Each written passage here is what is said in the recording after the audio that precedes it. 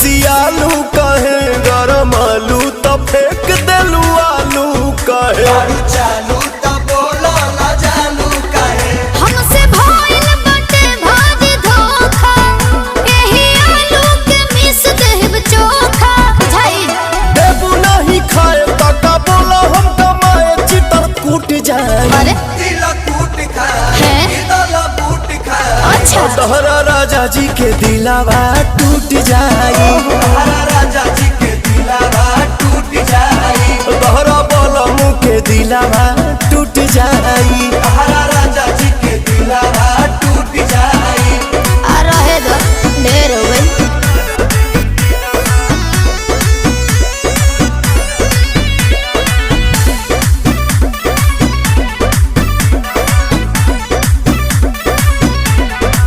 हो जानी छोड़ा भवन करब